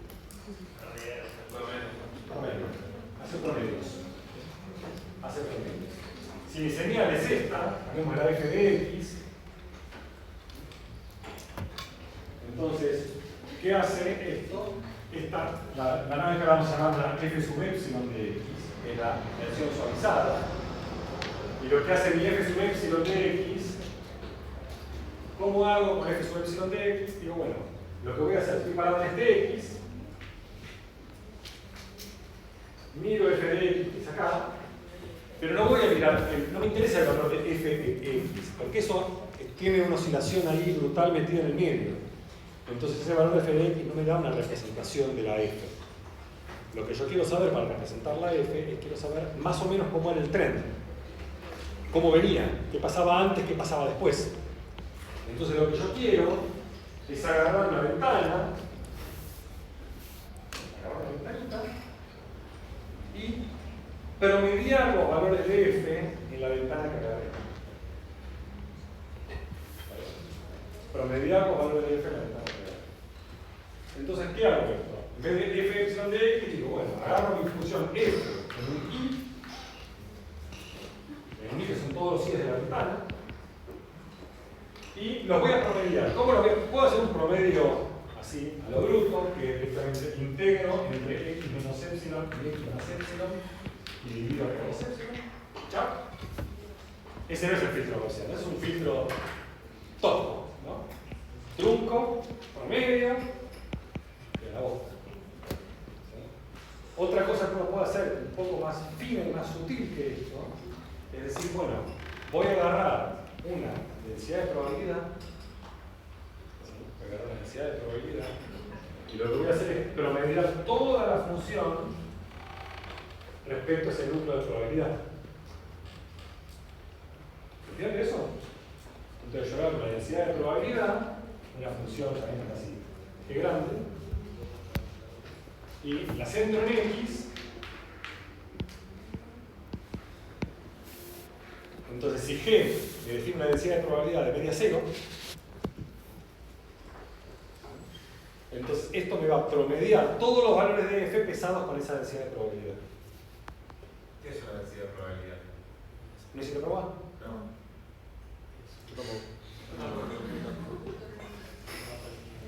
Una densidad de probabilidad es...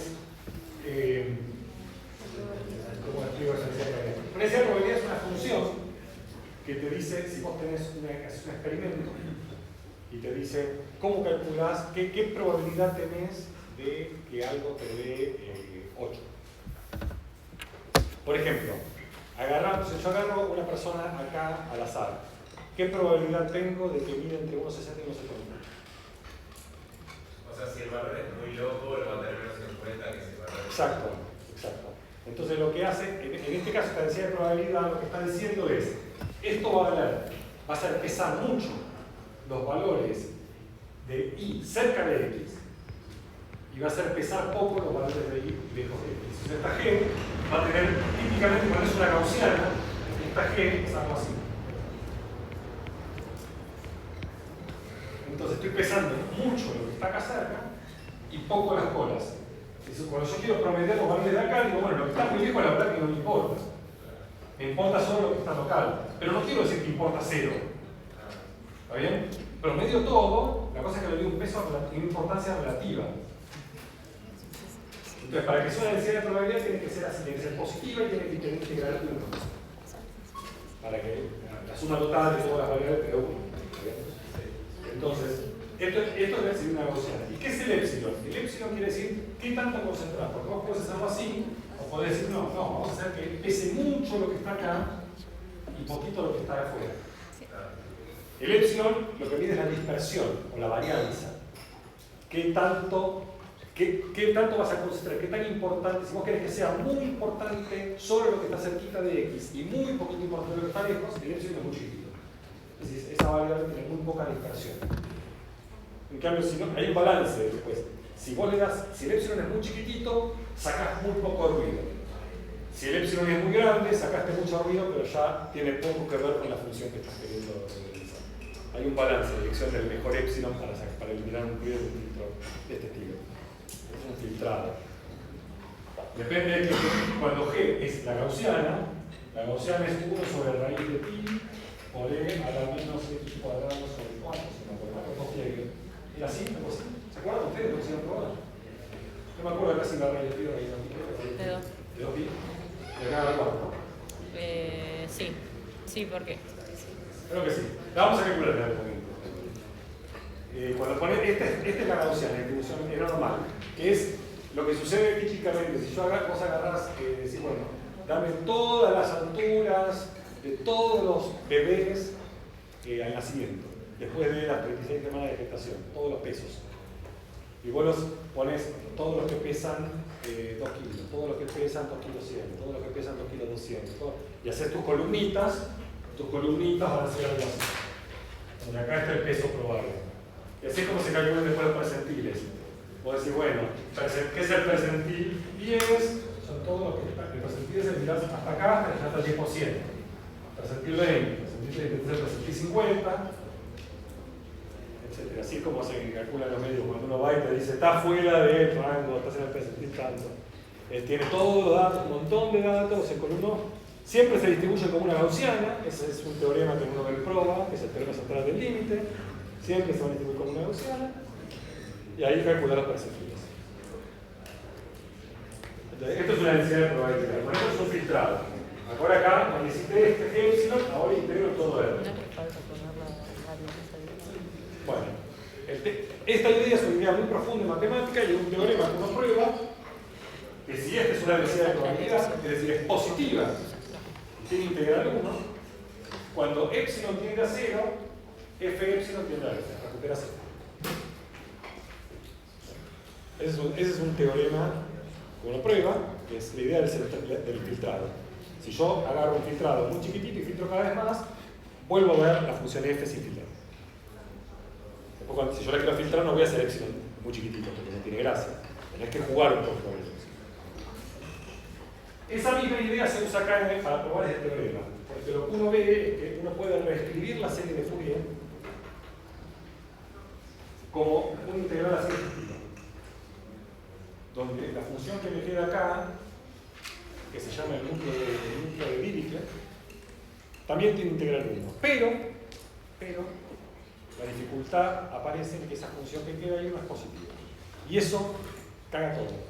Hace que la demostración que uno hace para el caso del filtrado no la puede hacer en el caso de serie de Fourier, porque la función no es positiva. La función oscila muy locamente, tiene una parte negativa grande. Entonces, eso arruina la demostración. Entonces, eso hace que en general no sea cierto que dada cualquier función f, cualquier señal f, cuando la expandís en su serie de Fourier, recuperes f. Eso es falso. Hay ejemplos de que no. De hecho, vimos un ejemplo de eso. Nosotros pusimos una función que no recuperaba la f en todos lados. Había puntos donde no la recuperaba. Entonces, si uno explora esa cuenta y la sigue hasta el final, con muchos detalles, está hecho en las notas, para que tenga interés matemático, está hecho ahí, uno llega a que necesita una condición. Esta condición es un bodrio, no importa esta condición. Ahora vamos a tratar de entender qué dice esa condición. Pero aparece una condición que dice, ¿para qué? La serie de Fourier, estoy diciendo esto tiene una discontinuidad de saltos. Si la función es continua, esto es f. Si la función es continua, esto es f. Porque esto sería el límite por derecha, es el límite por izquierda. Si es continua, vale lo mismo. Entonces es f. Para que la serie de Fourier te recupere el valor de la función no puede ser cualquier cosa. No puede ser cualquier cosa. Tiene que verificar una condición. ¿Qué tan perdidos están hasta acá? ¿Vamos, por ahora vamos bien? Sí. ¿Eh? Pero esa es la condición. Entonces, hay que ver el teorema, no importa. Lo que quiero tratar es que entender qué dice. Fíjense que está diciendo esto. Esto está diciendo. Si esto no es 0, si cuando h es 0, esto no es 0, si el límite cuando h es 0, esto no es 0, esto es 1, digamos.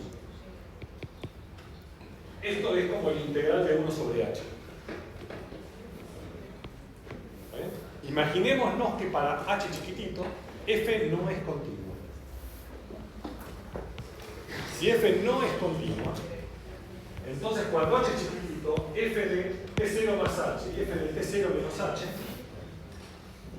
no es 0, es, no sé, 1, 2, menos 4, no sé, un número. Entonces, este integral es como el integral de 1 sobre h. Bueno, si ustedes calculan el integral de 1 sobre h, es integral de infinito. La primitiva es el logaritmo, y el logaritmo de 0 es infinito. Entonces, esta condición lo que está diciendo es que esto, lo que está arriba en el numerador, tiene que tender a 0, pero de alguna manera tiene que tender a 0 más rápido que h. Tiene que ganar de h, tiene que compensar la singularidad de h. Entonces uno dice, está bien, muy lindo, pero ¿qué funciones cumplen esto? Si f de 0 es continua, eso... No alcanza. No alcanza, justamente. No alcanza. Porque podría ser, por ejemplo, que esto tienda a 0, si lo que está arriba tiende a 0, como el logaritmo de 1 dividido el logaritmo de h, por ejemplo. 1 dividido el logaritmo de h tiende a 0. Si esto tiende a 0, como 1 dividido el logaritmo de h, esto es infinito. El tema es, esta condición puede ser muy técnica, muy matemática, muy precisa, Pero no me dice, si no me dice a mí, yo le doy una función, y puedo identificar más o menos fácil si cumple o no cumple, no me sirve la condición. Y lo que nos va a dar a nosotros la tranquilidad de conciencia es que toda función que sea derivable en un punto cumple esa condición. Si f es derivable, cumple la condición. Entonces, ¿qué es lo que uno saca de este teorema? El criterio este. La serie de Fourier de una función recupera la función en todos los puntos donde la función es derivable. ¿Okay? Esa es la moraleja de este resultado. En todos los puntos donde mi función es derivable, recupero el valor de la función. Entonces, cuando tomábamos la exponencial,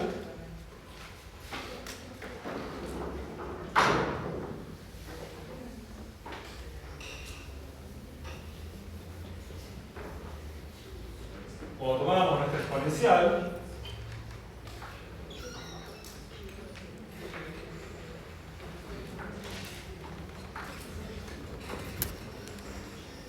¿qué hacíamos con esta función? La extendíamos periódicamente.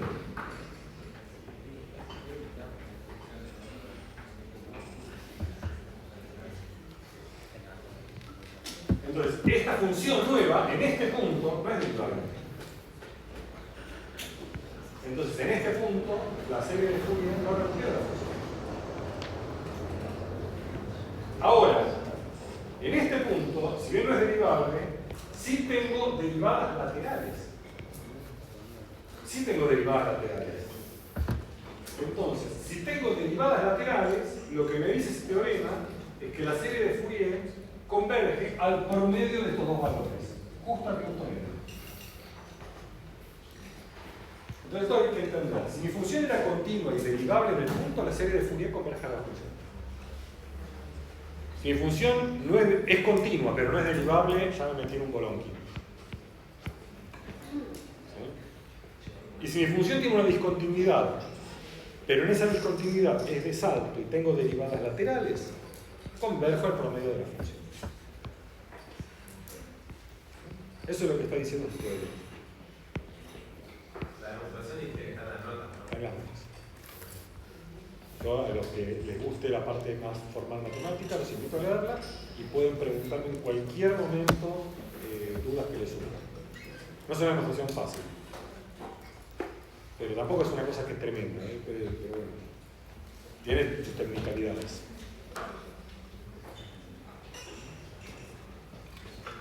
Bueno.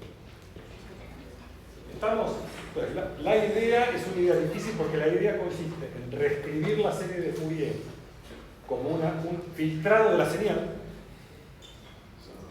como un núcleo, uno filtra la señal como un núcleo, y después quiere ver que cuando sumo cada vez más términos de la serie, ese filtrado se concentra, pero lo que pasa es que ese filtrado que estamos poniendo no es una densidad de probabilidad, no es positivo.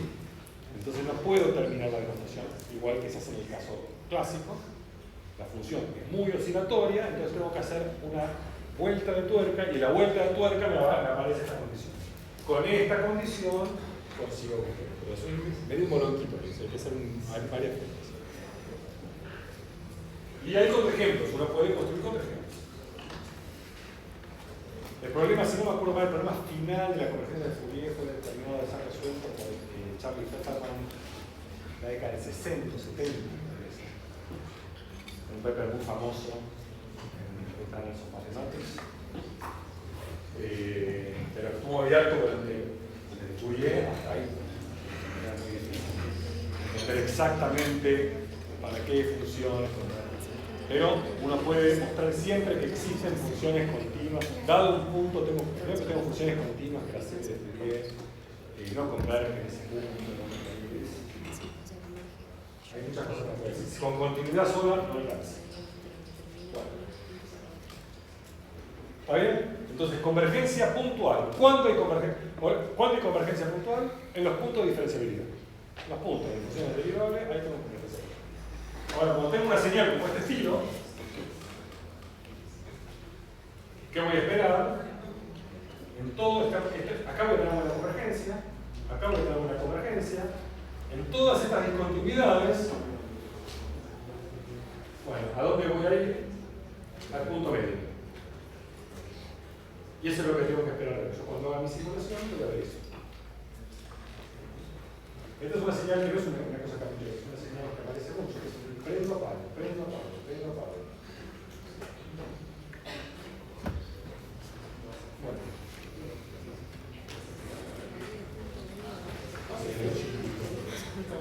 El título debería ser grande. Los cuartos, ya no es de los cuartos, bueno. ¿Cuándo tengo convergencia uniforme? ¿Cuándo tengo convergencia uniforme? Entonces ahora no se plantea convergencia uniforme en todo el intervalo. Entonces, para tener convergencia uniforme en todo el intervalo, para empezar, esto no puede pasar, ¿no? Esto no puede pasar. Entonces, para que no pase esto, va a haber una condición importante que tengo que poner, que mi función acá y mi función acá tienen que valer lo mismo. Porque si mi función acá vale un número y mi función acá vale otro número, en su prolongación periódica ya es discontinua y no tengo convergencia. Entonces, la primera condición que uno ve, si yo quiero que mi serie de Fourier converja uniformemente, es que la función en C y la función en L tiene que valer lo mismo. Si no, ya perdí antes de empezar. Bien. Y después aparece una condición, que veremos acá en el teorema.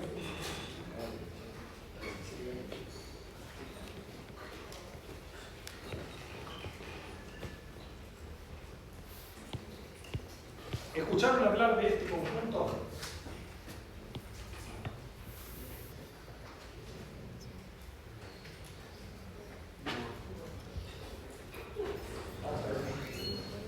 Eso es importante.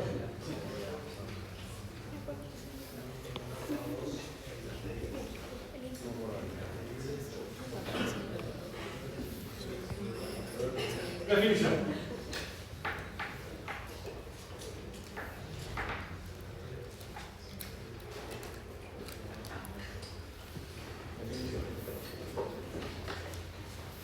¿Qué es L2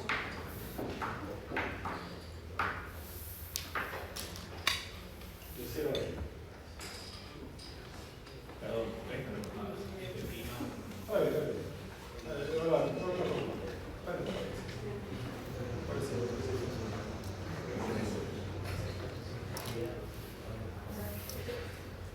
¿qué es este conjunto?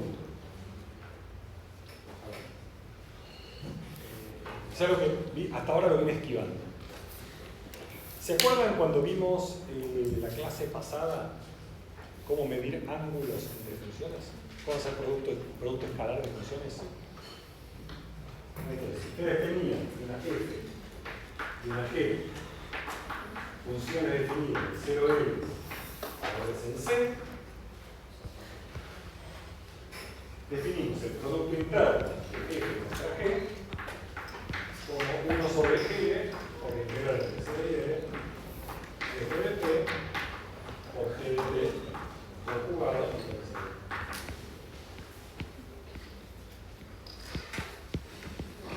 ¿Hasta qué estamos? Esto lo vimos en la clase pasada, es el producto interno. Una vez que uno tiene un producto interno y sabe medir ángulos, automáticamente define una norma de funciones. Eso lo vieron todos en el análisis avanzado o en álgebra, cuando tienen un producto interno, se define una norma. Entonces tenemos que la norma de f es el producto de f contra f a la 1 medio.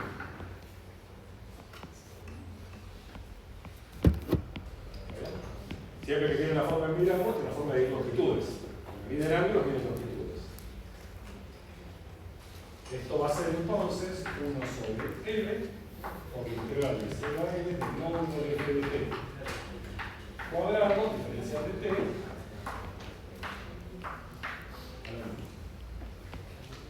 que es el equivalente de la norma euclídea de vectores, es como la norma euclídea entre comillas de funciones. ¿Hasta qué estamos? La pregunta es, ¿este número siempre está bien definido. Me das una función cualquiera, f. Yo hago esta cuenta y eso siempre devuelve un número. Podría ser infinito todo. Podría ser infinito. Sí. Por ejemplo, si ustedes tomamos como f de t igual a 1 sobre la raíz cuadrada de t,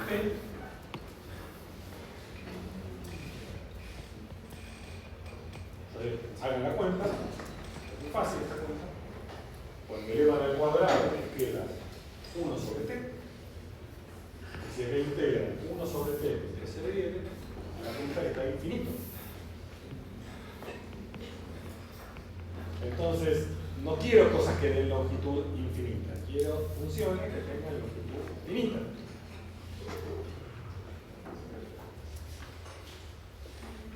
Este es el conjunto de todas las funciones que cuando yo hago esa cuenta me da finita.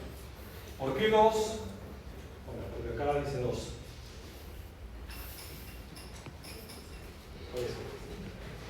Este es el conjunto de las funciones de f, de 0L, de C, tal que. Bueno, ustedes que lo vieron en el análisis avanzado, hay una hipótesis adicional que permite que la función sea medible. Para poder integrar, eso sabemos, que función es medible. Pero ¿alguien vio una función medible alguna vez en su vida? ¿Alguien vio una función medible? ¿Quién puede dar un ejemplo de una función medible? Hay una función medible que se estudia una vez que la característica del metal. Sí, eso es una cosa que a los matemáticos nos encantan los contraejemplos. Pero salvo uno sea matemático, no existe el medible. Todas las funciones son cosas. Todas las funciones son medibles. Sí, de B. Tiene idea de B. Esos son los espacios de B. También están LP, dice acá. Acá tenés 2 y acá tenés 2. Si pones PP, ahí pones el LP. Que son distintas formas de medir longitudes. Bueno, tal que medible, eso que poner acá medible obvio. Y la integral entre 0 y L del módulo f de t cuadrado de t es finita. Este es el paso de L2.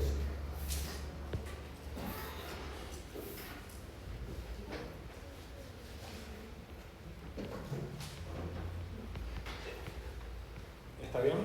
Eso es lo que necesitamos.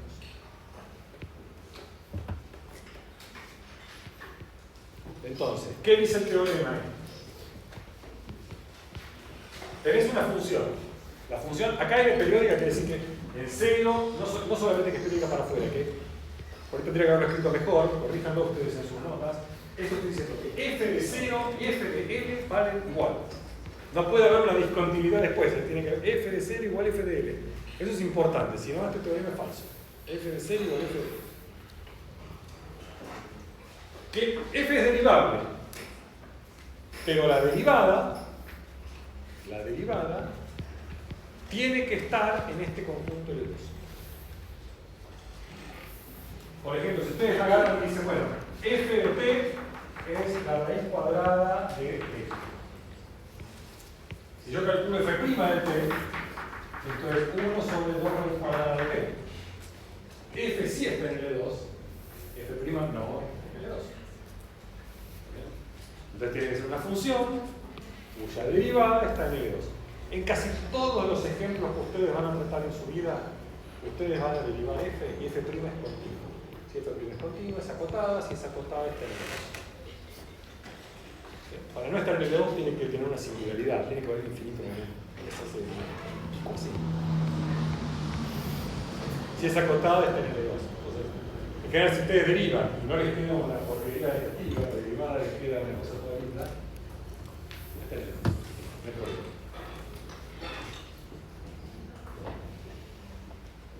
Entonces, con esa condición, entonces la serie de Fourier converge absoluta y uniformemente, es decir, converge en módulo y converge uniformemente. En En ese caso no tenemos ningún problema. Toda la convergencia es estupenda.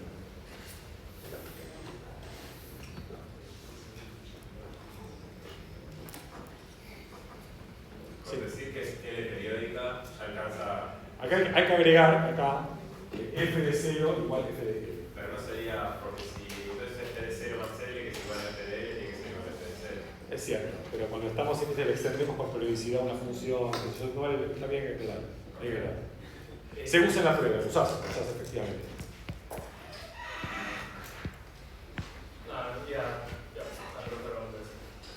Las boludeces suman un montón. Acá, dos funciones que no son iguales a 0 pueden darte norma 0. ¿Sí? 0 CTP. Acá dos funciones iguales pasan a ser iguales CTP. Todos saben de qué estoy hablando, ¿no? Cuando digo eso. CTP, casi todos juntos. ¿No vieron que digan análisis avanzado? Salvo media cero. Cuando uno se mete con el mundo LB, el conjunto de media cero deja de importar. Entonces, si vos tenés, por ejemplo, la característica de los racionales, es igual a la función idénticamente cero. Tómalo o déjalo. ¿Sí? Ese es el mundo LB.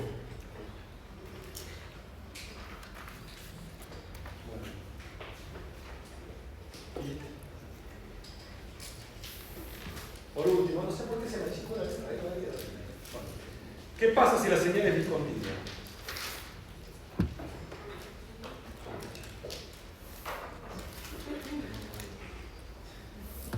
Porque esto es importante. ¿Por qué esto es importante? Estamos pensando, por ejemplo, en la señal esa cuadrada que le dibujé, o señales más locas, más discontinuas. ¿Qué podemos decir de señales discontinuas?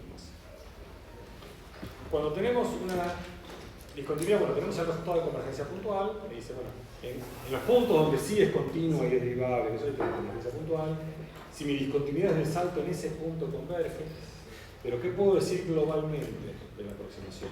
Si mi señal tiene discontinuidad. Para tener convergencia global, que es convergencia uniforme, necesité que mi función sea periódica posta, derivable, con una derivada en el E2. La derivada no se haga muy infinita. Pero ¿qué puedo decir globalmente si mi señal es discontinua? Y acá es donde viene lo que comentaba de la convergencia en media cuadrática.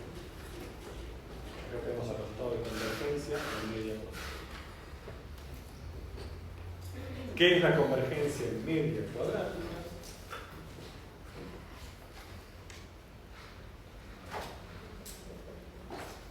La última, que termina.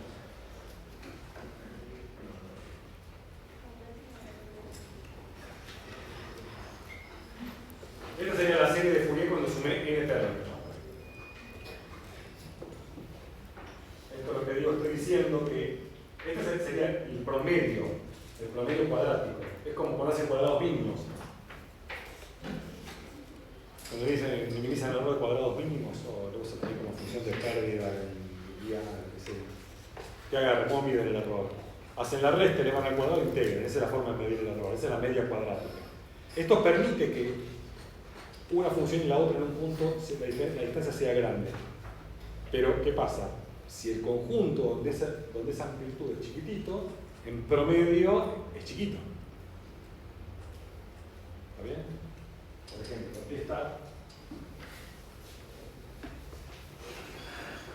si tenemos nosotros, tengo esta función y tengo esta función. Y pregunto, ¿estas funciones están cerca o están lejos?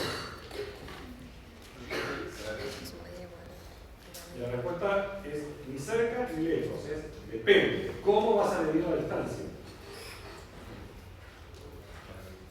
¿Sí? Si yo la mido en enorme infinito, digo, bueno, la distancia es de acá hasta acá. Esta es la distancia, está lejos. Ahora, si yo la mido en media, es esta área.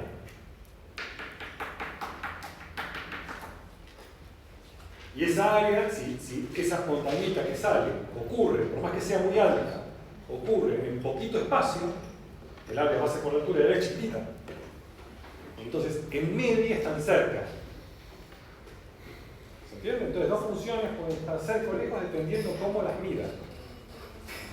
Entonces, acá estamos midiendo en media. En media, la serie de Fourier aproxima la función. En media cuadrada, que es la norma natural.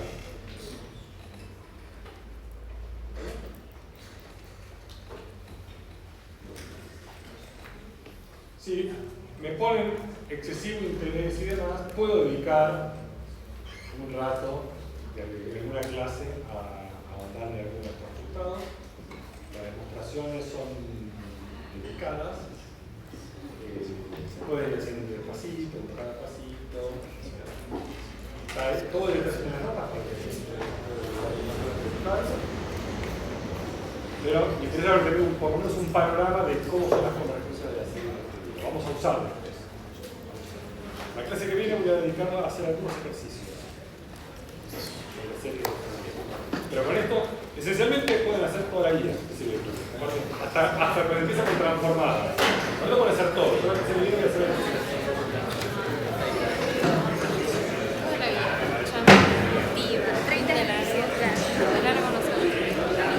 La pregunta es qué pensaban hacer el fin de largo. ¿Qué pensaban hacer el fin de largo? Tengo ¿Era una boda película?